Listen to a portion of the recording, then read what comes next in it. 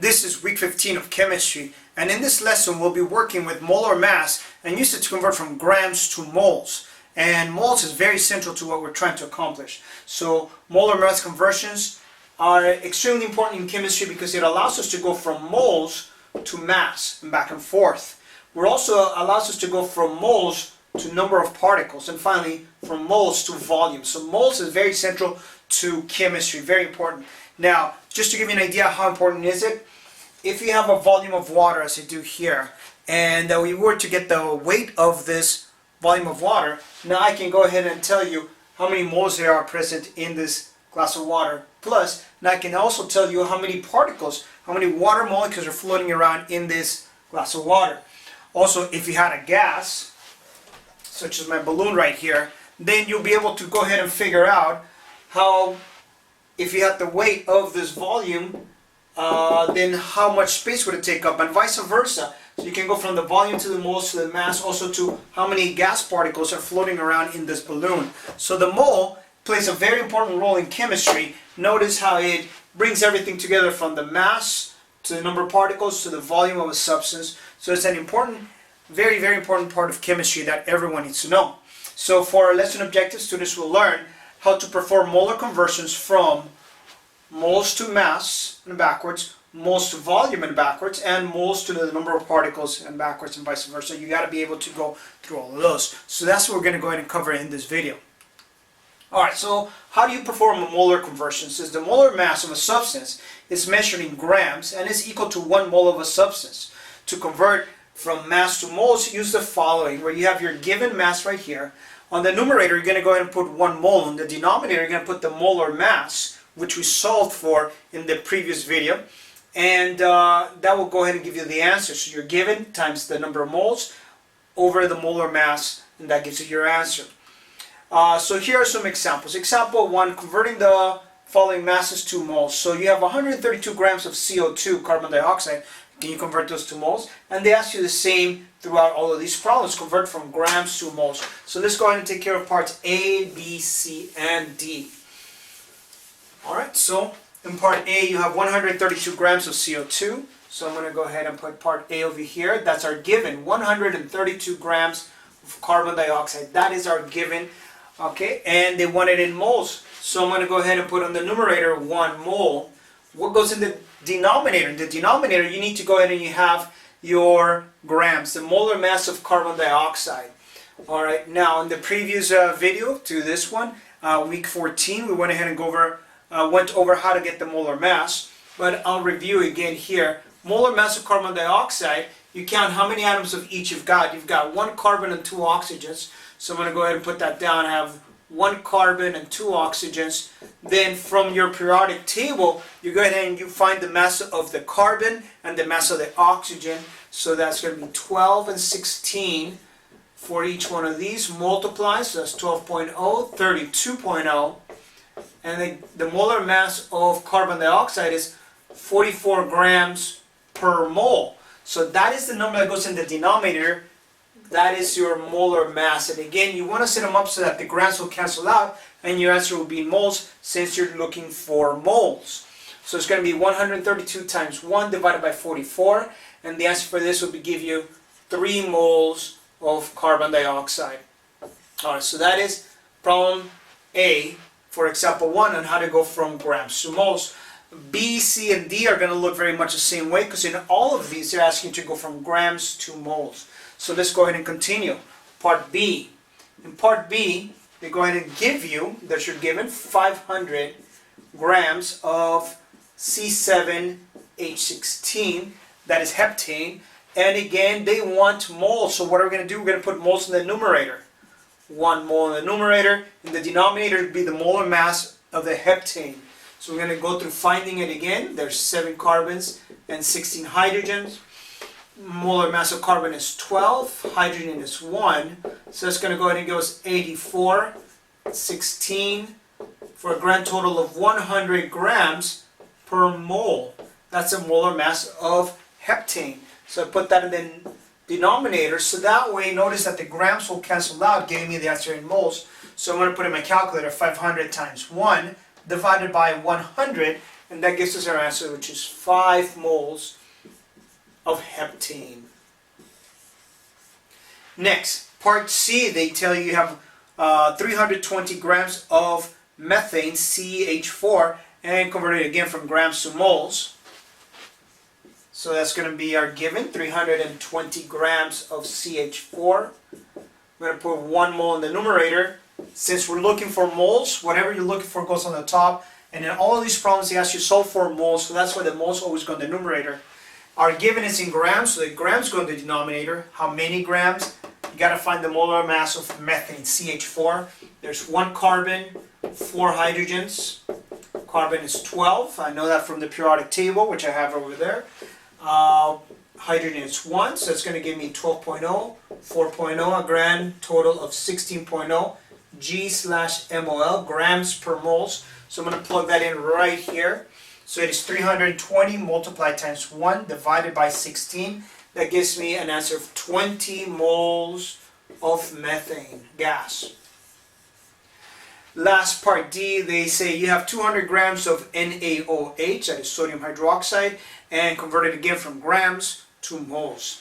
So in part D, we're going to go ahead and get our given, 200 grams of NaOH, and we're going to put moles in the numerator since that's what we're looking for. And the denominator is going to be the molar mass of the NaOH. There's, let's see, 1 Na, 1 O, 1 H. And then we'll multiply and times their mass from the periodic table. Sodium is 23, oxygen is 16, hydrogen is 1. So that'll give us 23, 16, 1.0, 40.0 grams per mole. That's the molar mass of sodium hydroxide, so it is 40. 200 times 1 divided by 40 is going to go ahead and give us an answer of 5 moles of sodium hydroxide. Alright, so that is the answer for A, B, C, and D in example number 1. Now we've learned how to go from grams to moles. It's important to also be able to go back from moles back to grams. So the setup for that will be our given moles. We'll put the molar mass now in the numerator and the moles in the denominator. The idea is now that the moles will cancel each other out. So whatever you're looking for goes in the numerator, and what you want to cancel out goes in the denominator. So you're going to go ahead and multiply, divide, and that will give you your answer. Let's go ahead and take a look at example 2. Here we have parts A, B, C, and D. So we're going to go ahead and tackle this as well. So in part A, they ask you to convert 12 moles of Na2CO3, that's sodium carbonate, from moles over 2 grams. So you have 12 moles. Alright, so let's go ahead and get started. So part A, we have 12 moles. By the way, abbreviation for moles is mole without the E or the S. Alright, and we have 12 moles of Na2CO3, sodium carbonate, and we want to go ahead and change them to grams. So how do you do that? You're going to put the grams in the numerator. And the denominator is going to go moles. How many? 1 mole in the denominator. The numerator, you're going to put the grams. The setup will allow that the moles will cancel each other out, and your answer will be in grams, which is what we want. We want to go from moles over to grams. So what do we need? We need the molar mass of the sodium carbonate. So let's go ahead and solve for that. There's 2 sodium atoms, 1 carbon, and 3 oxygens in sodium carbonate. So mass of sodium is 23.0, so that's going to give us a 46.0. And carbon is 12.0. And oxygen is 16.0. So it's going to go ahead and give us a 48. And that's going to go ahead and give us a grand total of 106 grams per mole. So that's 106 grams for every mole of sodium carbonate. Now we're going to go ahead and multiply 12 multiplied times 106 divided by 1. The moles will cancel each other out, so your answer will be in grams. And the answer is 1,272 grams of sodium carbonate. There's your answer for part A. Let's go ahead and move along to part B. In part B, they give you 0.25 moles of calcium hydroxide and switch them to grams. So here's our given. It's only 1/4 of a mole, 0.25 moles of OH2, that is calcium hydroxide. And again, what are we looking for? Grams, so they go in the numerator. What do we have? Moles. See, our given is in moles, so we're going to put moles in the denominator, so that way they can cancel each other out. So how many grams? Well, again, we'll have to solve for the molar mass of calcium hydroxide. So for calcium hydroxide, there's just one calcium, and oxygen, there's two of them. Hydrogen, there's two of those. All right, oxygen is 1.0, 16.0, and calcium, let me double check, 40.1. So we end up with 32 and finally 2.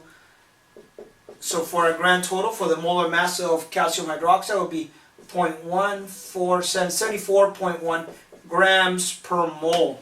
That's our molar mass, 74.1. So now we're going to go to multiply 0.25 times 74.1 divided by 1, and that's going to give us our answer. 18.525. You might round that off a bit, but I won't, not now. So there's your answer for letter B. 0.25 moles of calcium hydroxide is the same as 18.5 grams.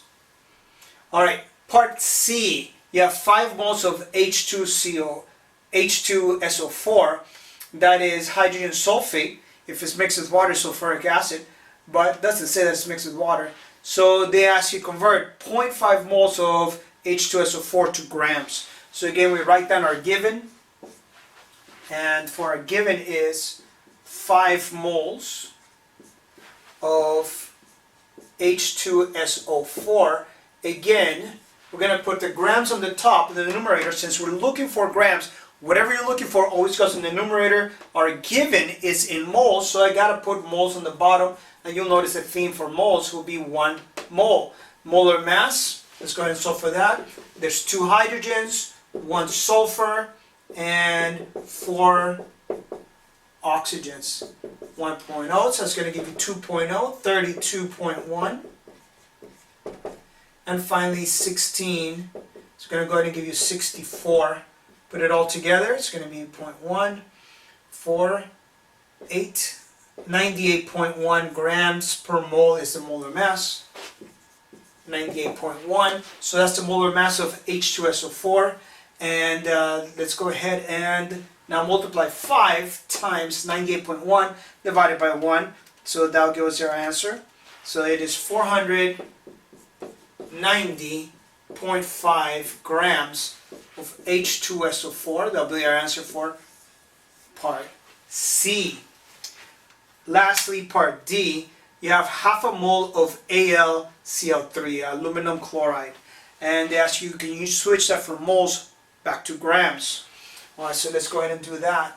So we got 0.5 moles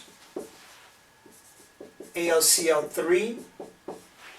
We're going to put 1 mole in the denominator, and on the numerator, the molar mass of aluminum chloride.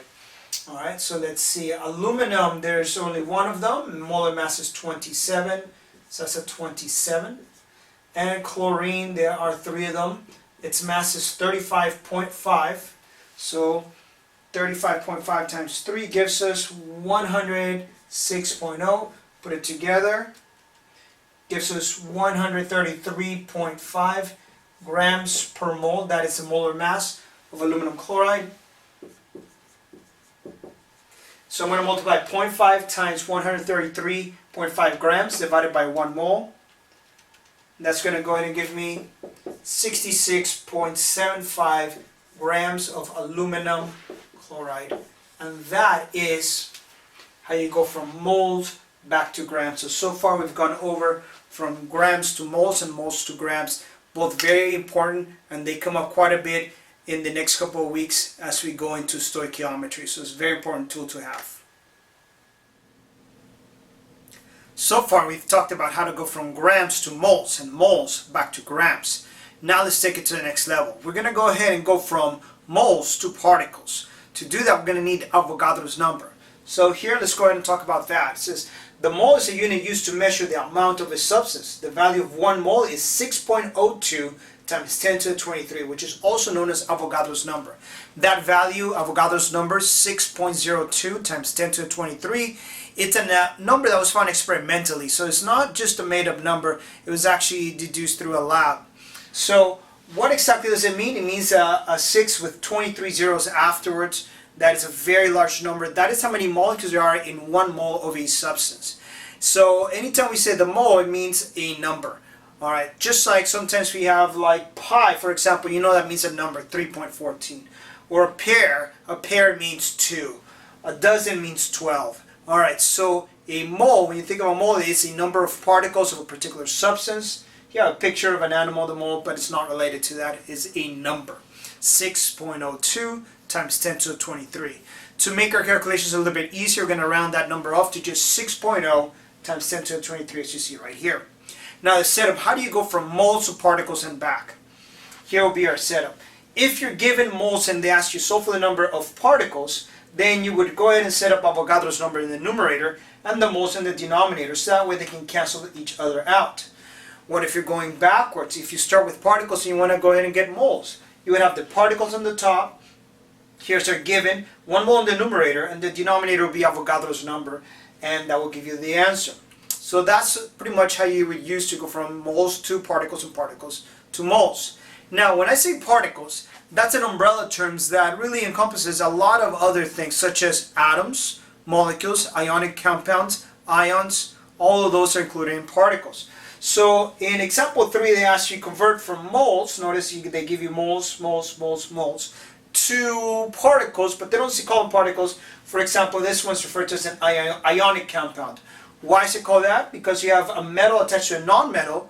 Metal with non-metal will give you an ionic bond, so that's an ionic compound. Here we have H2O, that's a molecule because they're both non-metals, hydrogen and oxygen, so it's a covalent bond. And a covalent bond, you refer to that as a molecule. Same thing for letter D, nitrogen and fluorine is a molecule as well. And letter C is He only, which is one atom, so you'll see that. So sometimes when I use the term particle, it refers to all of these. Alright, the math is the same for all of them, regardless of whether you're solving for ionic compounds, molecules, or atoms, or ions. Alright, so I'm going to go ahead and solve for you guys A through D right now, how to convert moles to particles. Alright, so let's go ahead and get started. So we're going to begin by writing our given. We have 13.5 moles of AgNO3, that's silver nitrate. So that's part A. 13.5 moles of AgNO3, silver nitrate, and they wanted to convert it to particles, in this case ionic compounds, because it's a metal and non-metal. Alright, so what goes on the top in the numerator, that's going to be Avogadro's number. So I'm going to go ahead and put 6.0 times 10 to the 23 IC for ionic compounds, and the denominator, we're going to go ahead and put 1 mole. Again, abbreviation for mole is MOL, mole. Alright, and notice that I do not need the molar mass. So for silver nitrate, notice that there's no grams anywhere here, so I don't need for the molar mass. Next, you got to go ahead and plug this number into the calculator. 13.5 times 6 times 10 to 23 divided by 1 mole. Our moles will cancel out. So we're going to go ahead and get the following answer. 13.5 times 6 times 10 to the 23 gives us 8.1 times 10 to the 24. Now, every calculator is a little bit different. Ionic compounds of AgNO3. So I was saying every calculator is a little bit different. In my calculator, I use a Casio. Maybe you use a Texas Instrument or a Sharp. And the times 10 to the 23, that's going to look a little bit different. For a Casio, sometimes they'll put EXP for some of the older ones. For some of the newer Casios, I've noticed that they'll put X10X. So you put like 6 X10X 23. I've also seen that they don't even put the X's, they'll just put like a square 10 and a little square on the top. That's for the Casios. For the Texas Instruments, I've seen mainly EE as your exponent. That's the one for Texas Instruments. Though sometimes you have to press the second function key or the shift key to get to the EE. So how you set that up, well, it depends on which calculator you have. So it's going to be a little bit different for each type of calculator. Okay, so now let's go ahead and move on to letter B. So in letter B, they tell you have 120 moles of H2O. Switch that to molecules. So I'm going to go ahead and do that. Letter B, I have 120 moles of water, and switch that to molecules. So I put the moles in the denominator so that they cancel out. And on the top, I'm going to go ahead and put 6 times 10 to the 23, Avogadro's number. And they wanted in molecules, so I'm going to go ahead and put that, molecules. Abbreviation for molecules, it doesn't have one. If you abbreviate it, it might spell out mole, which you don't want, because molecules and moles are not the same. Here I will multiply 120 times 6 times 10 to the 23 divided by 1. Moles will cancel out, giving me molecules. So the answer for that would be 7.2 times 10 to the 25 molecules of water. So that's the answer for letter B. Letter C, they ask you as convert 7.3 moles of helium to atoms. So let's go ahead and take care of that. 7.3 moles of helium. And again, I want to convert it to atoms, so I'm going to put Avogadro's number on the top. 23 atoms. 1 mole in the denominator. Notice how it's always 1 mole in the denominator, so they can cancel out. If they give you moles, then you got to put moles in the denominator so that way they can cancel out. When you calculate 7.3, you go ahead and multiply it times Avogadro's number, and you get 4.38 times 10 to the 24.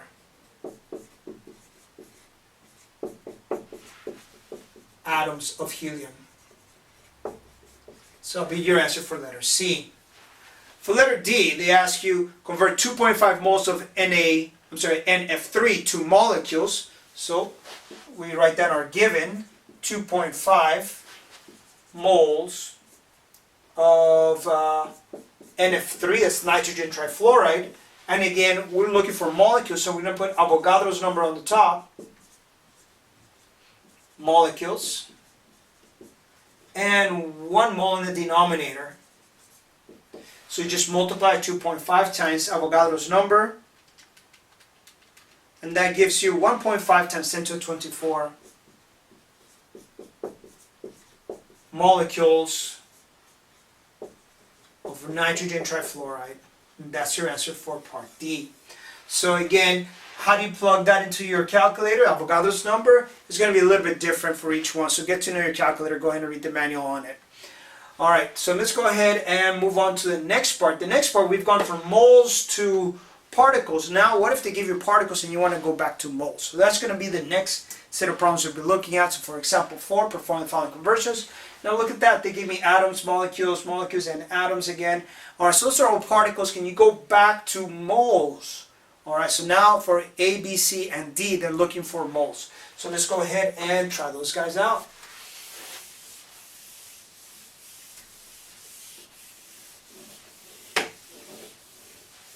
Alright, so on the first problem, you have 4.8 times 10 to the 25 atoms of iron. I'm going to go ahead and write that down. That's our given. Atoms of Fe iron. And they want it in moles. So now you're looking for moles. Now the moles will go in the numerator. Whatever you're looking for always goes into the numerator. So it's going to be 1 mole in the numerator.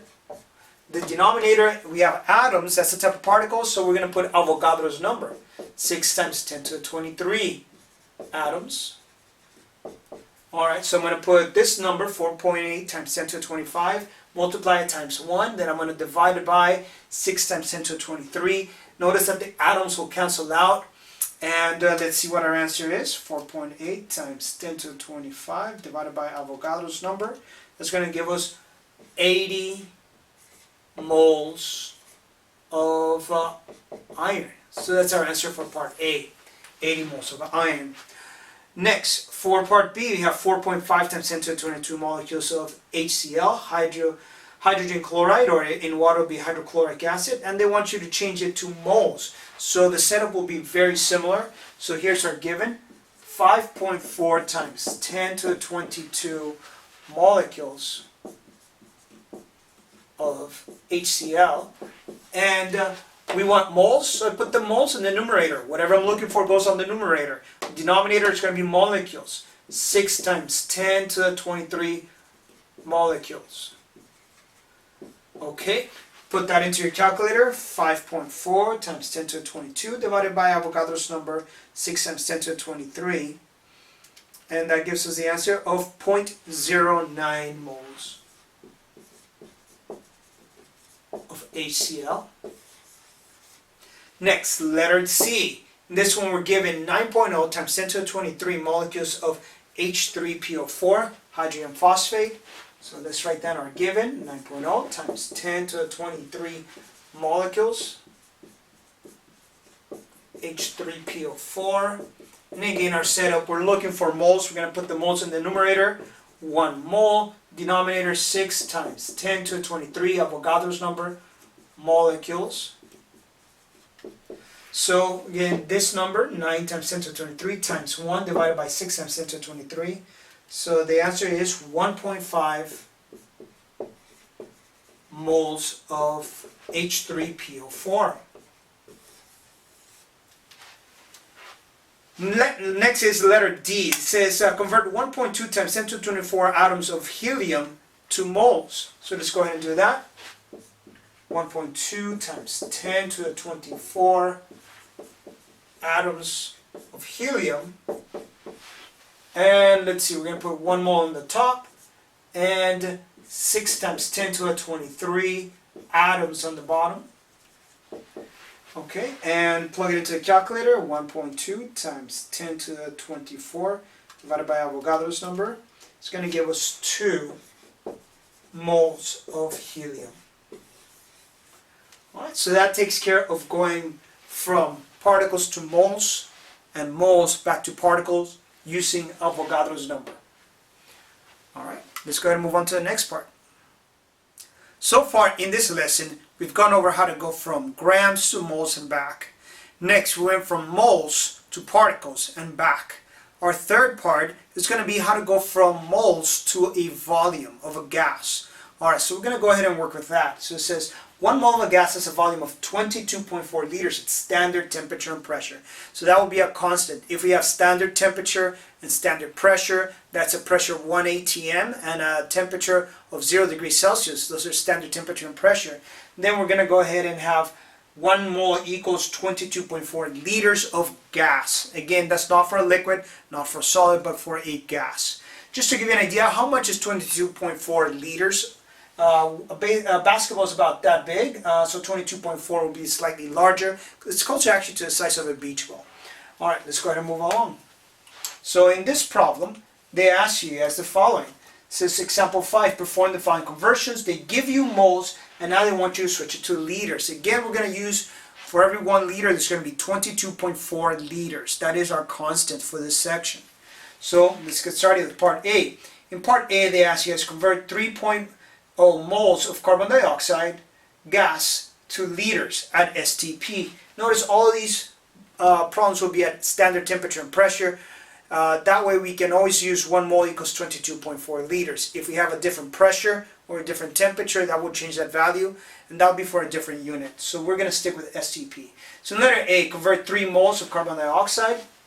Let's write that down. So we have our given 3 moles of carbon dioxide gas, and they want it in liters. So whatever I'm looking for goes on the numerator. I'm looking for liters, so I'm going to put on the top 22.4 liters. That is our constant.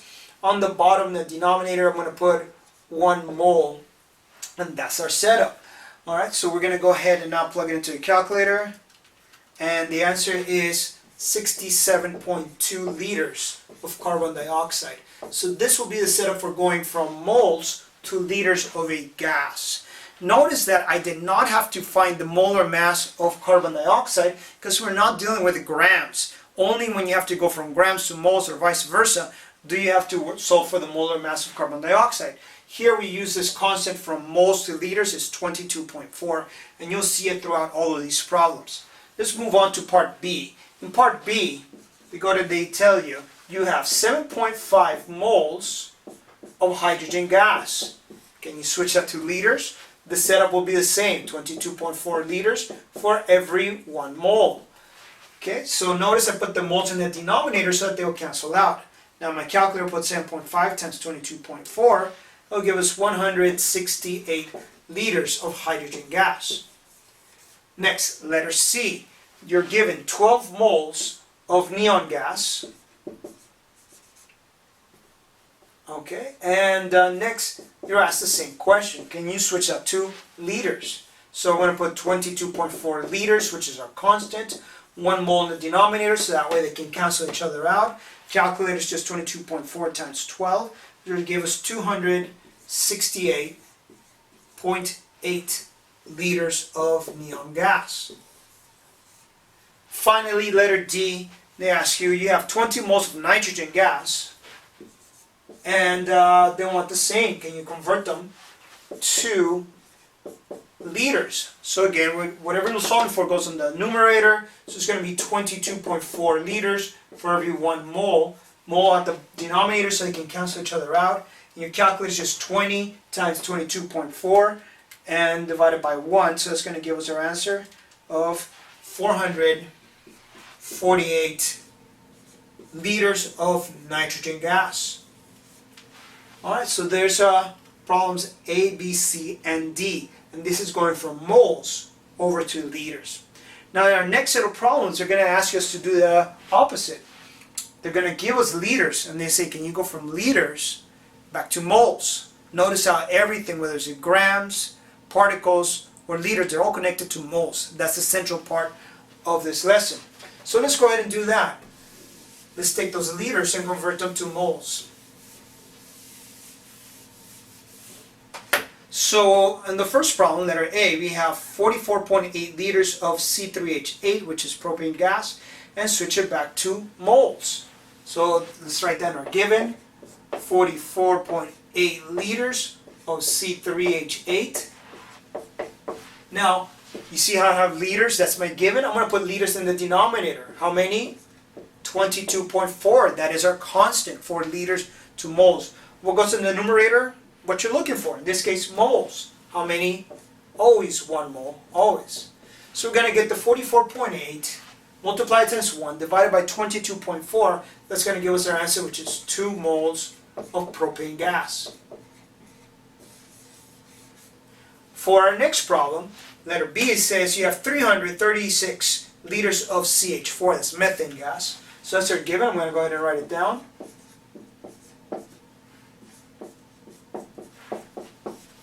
So I'm going to put 1 mole in the numerator, since that's what we're looking for, moles. And the denominator, see I have liters here, so I need to put liters down here. Not grams, not Avogadro's number, liters, they got to match. For liters, you always put 22.4, so it's going to be 336 divided by 22.4, which gives us 15 moles of CH4. Next, for letter C, convert 268.8 liters of H2 gas to moles. H2 gas is hydrogen gas. So let's write down our given, 268.8 liters of H2, hydrogen gas. Again, I'm looking for moles, so I'm going to put 1 mole in the numerator, and the denominator 22.4 liters. Okay, so it's going to be 268.8 divided by 22.4. That gives us 12 moles of hydrogen gas. And finally, our last problem. In that one, they tell you have 112 liters of oxygen gas converted to moles. So let's write down the given, liters of oxygen gas. Again, I'm looking for moles, so moles go in the numerator, and the denominator have liters here. So I better put liters in the denominator. Okay, so it's going to go ahead and be 112 divided by 22.4, which gives us 5 moles of oxygen gas. Alright, so that concludes these examples, example number 6, A, B, C, and D. And we went from liters to moles, and now we've covered pretty much all types of conversions, from grams to moles and back, from particles to moles and back, and from liters to moles and back. What is the common denominator for all of them? The mole. It links together the mass, the number of particles, and the volume of a gas. Alright, that takes care of this week's lesson. Thank you so much for watching.